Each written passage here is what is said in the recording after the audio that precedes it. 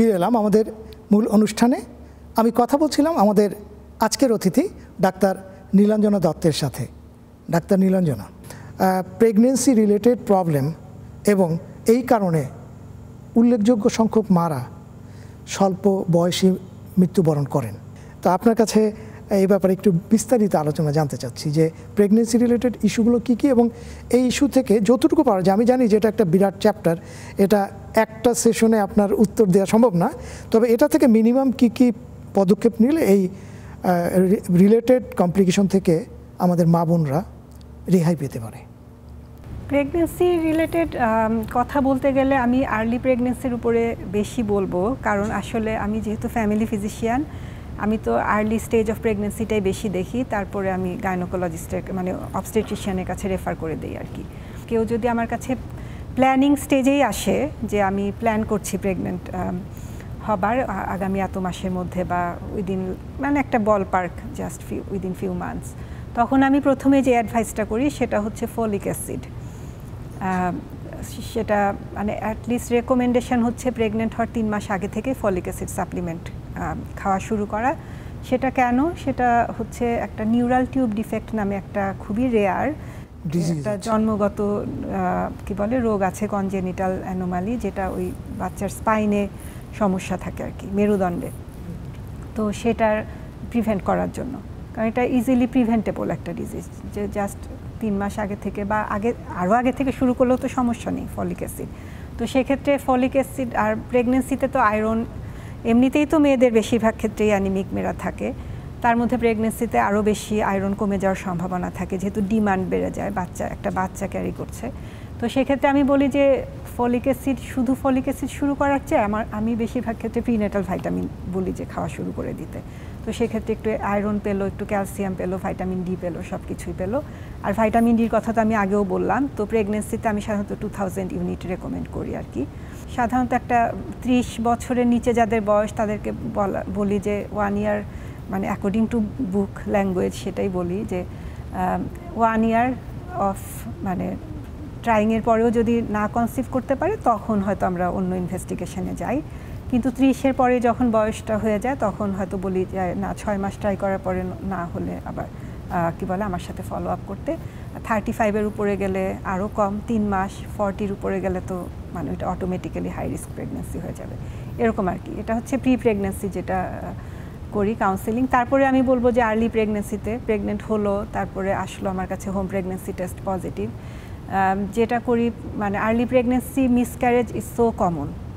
জি, তো সেই কারণে আমরা যেটা করি প্রথমেই হরমোনাল টেস্টটা করি, যদিও বাসায় প্রেগনেন্সি টেস্ট পজিটিভ, তারপর একটা হরমোন বেসলাইন হরমোন টেস্ট বেটা ইসিজি যেটা ওটা করে রাখি।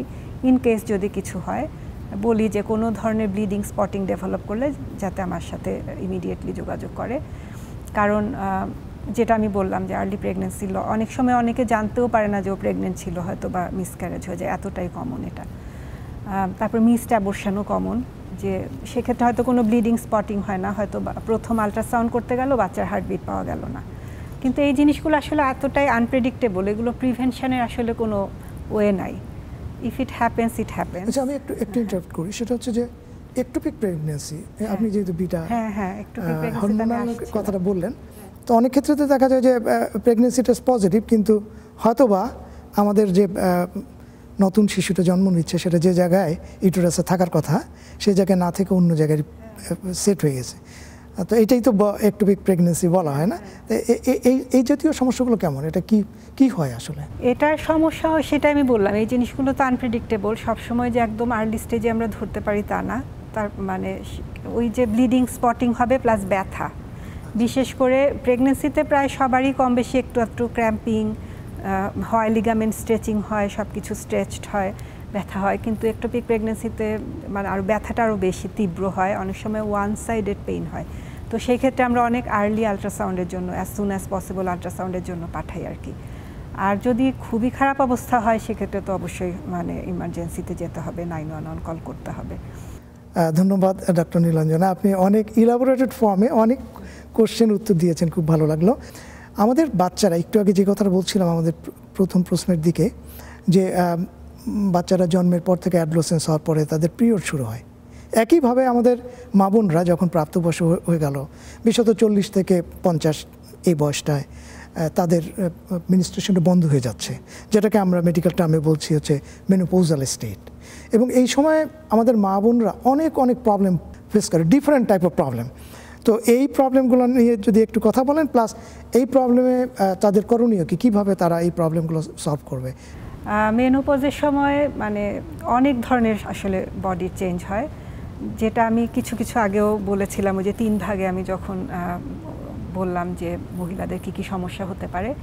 সো যেটা হয়, ওদের হরমোনাল চেঞ্জের কারণে মুড সুইং হয়, ঘুমাতে পারে না, আর ঘুমাতে না পারলে তো এমনিতেই হরমোনাল চেঞ্জের কারণে বেশি ইরিটেবল হয়ে যায়, হঠাৎ হয়তো রেগে যায়, বেশি চিৎকার চেঁচামেচি করে, ঘুম কম হলে তো সেটা আরও বেড়ে যায়। তারপরে বডির বিভিন্ন ধরনের সিমটমও তো হতে থাকে, যেমন হট ফ্লাশ। হট ফ্লাশটা কি? হট ফ্লাশ মানে হঠাৎ করে খুব গরম লাগবে, মানে মাথা থেকে মনে হবে যেন একটা গরম একটা মানে ভাব শরীরের ভিতর দিয়ে বয়ে যাচ্ছে এরকম আর কি। তারপরে ঘাম হয় প্রচুর, অনেকের আবার নাইট সোয়েটও হয়, মানে রাতে ঘামে। সো সবগুলোই খুবই আনপ্রেডিক্টেবল। তার মধ্যে ইউরিনারি সিমটমের কথাও আমি আগেই উল্লেখ করলাম, যে ইউটিআই এর মতন মনে হয় যেন সারাক্ষণই একটা জ্বালাপোড়া, ড্রাইনেস। সেই সময় হয়তো হাজব্যান্ডের সাথে থাকতেও তাদের সমস্যা হয় ওই ড্রাইনেসের কারণে, তো সেটাও হয়তো রিলেশনশিপকে অ্যাফেক্ট করতে পারে। তো সব কিছু মিলে আসলে এটা একটা খুবই ক্রিটিক্যাল সময়। তারপর অনেকেরই ওয়েট গেইন হয় ওই সময়টাতে, যেহেতু হরমোনাল উইথড্রলটা হয়। এবং ওই সময়টাতে বোন হেলথ খুব ইম্পর্টেন্ট। সবসময়ই আমাদের ভাইটামিন ডি রেকমেন্ডেড, কিন্তু এই মেনোপজের সময়টাতে, আফটার মেনোপজ বিশেষ করে, যেহেতু হরমোনটা উইথড্র হয়ে যাচ্ছে, বোন প্রোটেকশনের ফ্যাক্টরটাই নেই। তারপরে মহিলাদের কার্ডিওভাস্কুলার মানে হার্ট ডিজিজ ডেভেলপ করার রিস্কও কিন্তু তখন বেড়ে যায়। তো সেই জন্য vitamin D at least 2000 units very important. Plus হচ্ছে লাইফস্টাইল মডিফিকেশন। আমি এটা বারবারই বলবো, স্বাস্থ্যসম্মত খাবার খাওয়া, এক্সারসাইজ করা, রেগুলার এক্সারসাইজ করা খুবই ইম্পর্টেন্ট। এক্সারসাইজ বলতে মহিলাদের কি ধরনের এক্সারসাইজ আপনি? এক্সারসাইজ আমি বলবো যে অ্যাটলিস্ট যদি তেমন, মানে আমি বলছি না যে একেবারে সবাইকে জিমে গিয়েই মানে এক্সারসাইজ করতে হবে। অ্যাটলিস্ট যদি প্রতিদিন মানে আধা ঘন্টা করে হাঁটাহাঁটিও করতে পারে, ধরেন সপ্তাহে 5 দিন, আমি বলবো আধা ঘন্টা করে হাঁটলে 150 মিনিটের মতন, ওইটা কিন্তু হার্টের জন্যও ভালো, ওভারঅল হেলথের, বোন হেলথের জন্যও ভালো, সব কিছুর জন্য। আর সাথে যদি কিছু ওয়েট বিয়ারিং এক্সারসাইজও করতে পারে সেটা তো আরও ভালো, কিন্তু একদম মিনিমাম আমি যেটা বলবো যে হাঁটাহাঁটি আধা ঘন্টা করে।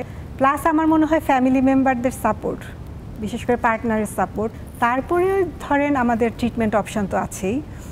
ট্রিটমেন্ট বিভিন্ন ধরনের ট্রিটমেন্ট, কার কি সিমটম সেটার উপর ডিপেন্ড করে ট্রিটমেন্টটা হয়। যদি কারো শুধুমাত্র ভ্যাজাইনাল ড্রাইনেস টাইপের সিমটম হয়, সেক্ষেত্রে লোকাল এস্ট্রোজেন দিই আমরা, জাস্ট এস্ট্রোজেন ক্রিম বা ট্যাবলেট শুধু লোকালি ইউজ করার জন্য আর কি। আর কারো ক্ষেত্রে যদি হট ফ্লাশ এমন খারাপ অবস্থা নেয় যে টলারেটি করতে পারছে না, বা কাজে ইন্টারাপশান হচ্ছে, কাজ করতে পারছে না, বা ডেইলি লাইফ ফাংশনিং ইন্টারাপশান হচ্ছে, সেক্ষেত্রে আমাদের সিস্টেমিক হরমোন থেরাপি আছে, এস্ট্রোজেন মানে অনেকটা বার্থ কন্ট্রোলের মতনই, কিন্তু ঠিক এক্স্যাক্টলি বার্থ কন্ট্রোল পিল না। তো ওই জিনিসটাও আমরা দেই, এস্ট্রোজেন প্রজেস্টেরন ডিফারেন্ট ফর্মেটে পাওয়া যায়। ইনজেক্টেবল ফর্ম না, ইনজেক্টেবল না, ওরাল ফর্মও আছে, প্লাস এখন তো জেল ফর্ম আছে, আর মানে আরও কিছু ফর্ম। কম্বিনেশন ডিপেন্ড করে ওটা ইউটেরাস প্রেজেন্ট অর নট, ওটার উপর ডিপেন্ড করে আর কি। বেশিরভাগ ক্ষেত্রে কম্বিনেশনই। ধন্যবাদ ডক্টর নীলাঞ্জনা। দর্শক, এই পার্থিব জীবনের সমস্ত সুখ, স্বাচ্ছন্দ্য, সৌন্দর্যের পিছনে রয়েছে আমাদের কন্যা জয়া জননী। কন্যা জয়া জননীর সুস্থতা মানেই আমাদের এই সমাজের সুস্থতা। তাই আমাদের মা বোনের স্বাস্থ্য সুরক্ষা সুনির্দিষ্টভাবে বলতে গেলে একটি শক্তিশালী রিপ্রোডাক্টিভ হেলথ সিস্টেম ডেভেলপমেন্টের মাধ্যমেই আমরা পেতে পারি একটি গঠনমূলক সমাজের। এই বিষয়গুলো নিয়ে আপনাদের কোনো সুনির্দিষ্ট মতামত কিংবা কোনো স্পেসিফিক প্রশ্ন থাকলে সেই প্রশ্নগুলো স্ক্রলে দেখানো ইমেইল করবার জন্য অনুরোধ করছি। সকলকে অসংখ্য ধন্যবাদ আজকের অনুষ্ঠানে আমাদের অনুষ্ঠান দেখবার জন্য এবং সম্পৃক্ত থাকবার জন্য। আবারও দেখা হবে আগামী পর্বে। সেই পর্যন্ত সকলে সুস্থ থাকুন, ভালো থাকুন।